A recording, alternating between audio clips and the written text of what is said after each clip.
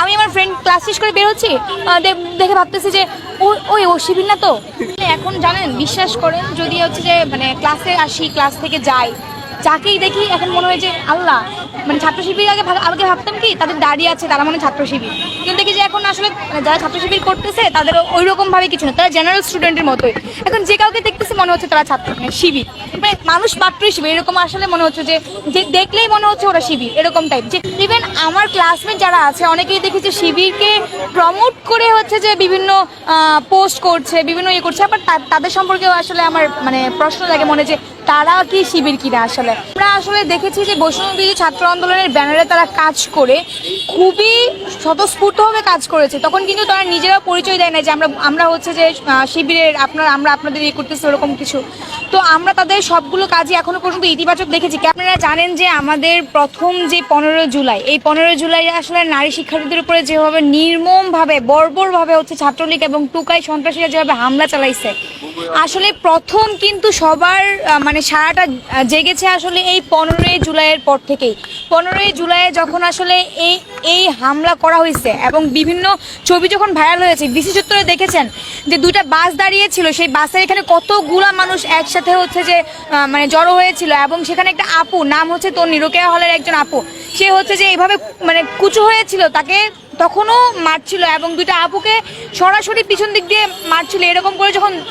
এরকম যখন ছবি স্থির চিত্র যখন ভাইরাল হয়, তখন কিন্তু মানে এই 15 তারিখের পরেই কিন্তু মোটামুটি সারা দেশে সেই আন্দোলনটা ছড়িয়ে পড়ে।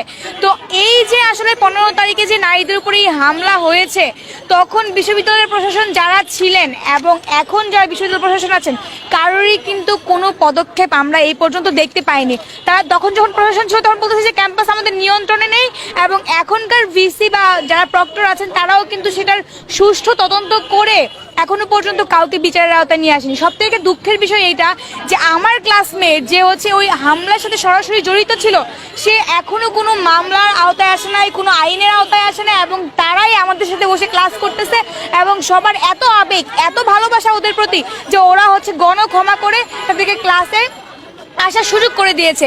এই জন্য আসলে আজকে আমাদের নারী শিক্ষার্থীবৃন্দদের এই বিক্ষোভ সমাবেশ ছিল, যেন এখন যে বিশ্ববিদ্যালয় প্রশাসন আছে তাদের প্রশাসনের দায়িত্ব গ্রহণ করার 1 মাস হয়ে গেছে, তাই আমরা চাচ্ছি তাদের এই দায়িত্ব গ্রহণের পর যেন এখন খুব তাড়াতাড়ি আইটি সেল গঠন করে যারা যারা এই মামলা জড়িত ছিল তাদের ব্যাপারে হচ্ছে যে তদন্ত করে মামলা দেওয়া হয়। বিশ্ববিদ্যালয় প্রশাসন বাদী হয়ে মামলা করবে, পুলিশ বাদী হয়ে মামলা করবে, এবং সেটা সুষ্ঠু তদন্ত সাপেক্ষে মামলা করবে।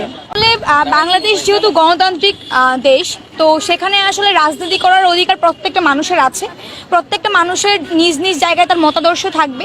আমি একজন নিরপেক্ষ মানুষ, আমি কখনো আগে কোনো সংগঠন করিনি এবং কোনো রাজনৈতিক দলের সাথে আমি সম্পৃক্ত নই।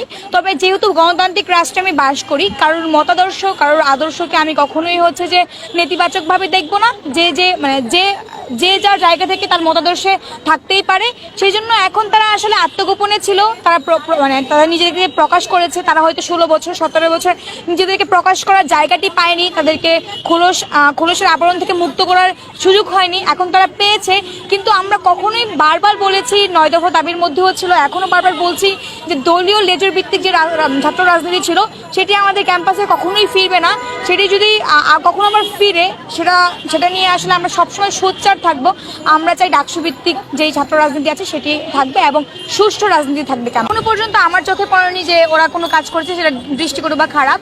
সো ক্যাম্পাস ভিত্তিক যেই কাজগুলো, এবং আমি আজকে একটি পোস্ট দেখেছি ডিওএ ইনসাইডার পেজে, যে হচ্ছে যে ছাত্র শিবিরের যে সভাপতি আছে সাদিক ভাইয়া, উনি দেখলাম যে অনেক আগে থেকে স্টুডেন্টদেরকে তার টিউশনি টাকা পয়সা দিয়ে হচ্ছে সাহায্য করেছে, অনেক কিছু করেছে, যেগুলো খুবই ইতিবাচক ছিল।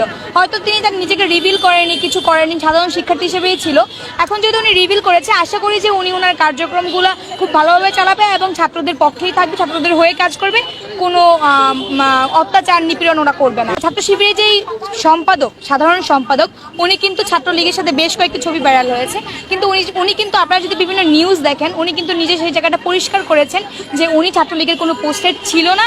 হয়তো অভিবাদন জানাতে বা শুভেচ্ছা বিনিময় করার জন্য উনি সেই ছবিটি দিয়েছিল, এবং সেই ছাত্র শিবিরের সাধারণ সম্পাদক হিসেবে এখন তার নিজের পরিচয়ে তো এখন দেখা যাবে আস্তে আস্তে যেহেতু শিবির তার আত্মপ্রকাশ করেছে, কে শিবির সত্যিই কিন্তু প্রকাশ পাবে এবং পূর্ণাঙ্গ কমিটিও হয়তো বা খুব তাড়াতাড়ি আসলে প্রকাশ পাবে। আচ্ছা, আগে একটা শিবিরের নাম শুনলে যে কেমন কেমন লাগতো, আর এখন বর্তমানে এই আসলে এখন আসলে কোনো আতঙ্ক অনুভব করছি না, যেহেতু আসলে ওরা আমাদের হয়েই কাজ করছে, আমাদের সাথেই কাজ করছে, তো ওইভাবে আতঙ্ক অনুভব করছি না। তবে আসলে দেখেন যে আপনারা যখন সম্প্রীতি বাংলাদেশে একটা শাহবাগে প্রোগ্রাম হয়েছিল, সেখানে কিন্তু সাদিক ভাইয়া হচ্ছে যে বক্তব্য দিয়েছিল, তো তখন আসলে দেখবেন যে ওনার জনপ্রিয়তা কত, এত মানুষ মানে হচ্ছে তার মানে এত মানুষ চিল্লায় উঠছে তখন যখন সে বক্তব্য দিতে আসছে।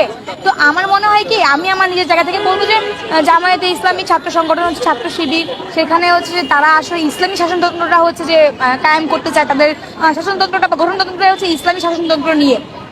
তো সবাই হয়তো অনেক মানে চায় যে ইসলাম যেহেতু আমাদের একটা সফট কর্নার কাজ করে, ইসলাম আমাদের ধর্মীয় একটা বিশ্বাসের জায়গা, তো সেই জায়গায় হয়তো সফট কর্নার কাজ করে এবং সবাই চায় যে আসলে ছাত্র শিবির মানে শুনলে ভাল লাগে এরকম। কিন্তু যদি ভোট যায় দিন শেষে, তখন গিয়ে দেখবেন যে আসলে যারা পরিচিত বাংলাদেশে, আসলে যারা খুবই পরিচিত ফেস, তারাই ভোট পাবে। তারা যে পাবে, তখন যখন বলবে যে এই তোমরা বুরকা পরো, এই তোমরা হচ্ছে যে পাঞ্জাবি পায়জামা পরে তোমাদেরকে আসতে হবে, ঘুরতে হবে, ফিরতে হবে, তখন কিন্তু কেউ দেখবেন যে এটাকে প্রমোট করতেছে না। সবাই লিবারিজম চায়, কেউ কিন্তু চায় না যে তার উপরে হচ্ছে যে কেউ কোনো চাপিয়ে দেওয়ার সিদ্ধান্ত আসো। এই তো।